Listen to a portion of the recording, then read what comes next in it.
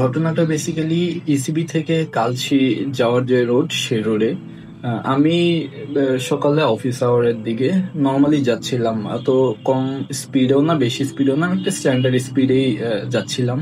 তো সাডেনলি পিছনে যে গাড়িটা ছিল আমি সেটাকে কিন্তু খেয়ালই করিনি। সাডেনলি সে এসে হর্ন দেওয়া শুরু করে। তখন আমি রিয়ার মিররে দেখি। দেখার পর দেখলাম যে সে একদম ক্লোজে।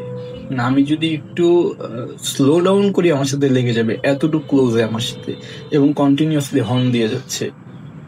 আমি এখন সে যেভাবে সেই করে চলে আসছে, সেই করে তো আমি লেফটে চলে যেতে পারবো না। তো আমি স্লোলি লেফটে গিয়ে তাকে সাইড দিয়ে ট্রাই করতেছি। দেন একটা পর্যায়ে যখন আমি সাইড দিই, সে এভাবে টেনে বের হয়ে চলে যায়। আপনাদের পরের ভিডিও দেখলে বুঝবেন যে সে কিভাবে চালায় যাচ্ছিল, কত। এই লোকের দিকে দেখলাম তার কোনো মানে সে এখানে তার পাশে যে প্যাসেঞ্জার ছিল তাদের কোনো এইসব নিয়ে আর কিছু আসে যায় না। তারা নর্মালি একদম নর্মাল মোডেই গাড়ি চালায় যাচ্ছে, প্রচন্ড পরিমাণ রেকলেসলি চালাচ্ছিল। এখন দেখেন, আপনারা গাড়ি ড্রাইভ করেন, আপনাদের যদি আল্লাহ না করে কোনো একটা অ্যাক্সিডেন্ট হয়ও, ক্ষয়ক্ষতির জন্য অনেক মানে প্রোটেকশনের ব্যবস্থা আছে। আপনারা 4 চাকার গাড়ি, এত সহজে তো আপনাদের ব্যালেন্স লুজ হবে না।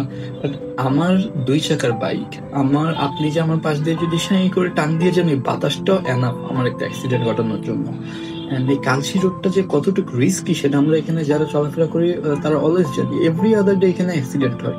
ইভেন গতকাল রাতে ইসিবি চত্বরে একটা ছেলে এবং একটা মেয়ের বাইক অ্যাক্সিডেন্ট হয়। যতদূর শুনেছি মেয়েটা মারা গিয়েছে গতকাল রাতে। আর আজকে সকালে আপনি এভাবে রেকলেসলি এখানে চালাচ্ছেন। আপনি যদি এরকম ড্রাইভ করে ইচ্ছা থাকে আপনি 300 ফিট যান, মাওয়াতে যান, সেখানে এভাবে ড্রাইভ করেন, এখন অনলাইন মামলা, একটা মামলা নিয়ে চলে আসেন। এইরকম একটা রিস্কি রোডে এইভাবে করে রেকলেসলি চালানো তো কোনো মানে হয় না। আপনি নিজের লাইফ রিস্কে ফালাচ্ছেন, আপনি সাথে মানুষের লাইফও রিস্কে ফালাচ্ছেন। প্লিজ, আপনারা যারা গাড়ি ড্রাইভ করেন, ওভার স্পিডিং করেন, ঠিক আছে করেন, এখন এইসব নিয়ম কানুন বলে লাভ নেই, আমরা কেউ আসলে নিয়ম মেনে রাস্তায় চলি না। বাট অ্যাটলিস্ট কারো ক্ষতি করেন না, বা কোনো অ্যাক্সিডেন্টের কারণ হয় না, এভাবে রেকলেসলি চালান না যাতে মানুষের কারো ক্ষতি হয়ে যেতে পারে। আপনি ফাঁকা রাস্তায় টেনে আসছেন, ভালো কথা, আপনার সামনে একটা বাইক আছে, আপনি স্লো ডাউন করেন, সে বাইকটাকে আপনি তাকে একবার হর্ন দেন বা ডিপার দেন, সে যদি আপনাকে নোটিস করবে, সে আপনাকে সাইড দিবে, আপনি চলে যান।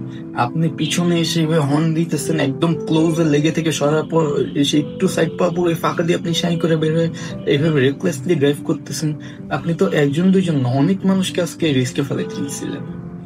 প্লিজ আপনারা এই কাজটা করবেন না। সবাই সাবধানে গাড়ি চালাবেন রাস্তায়।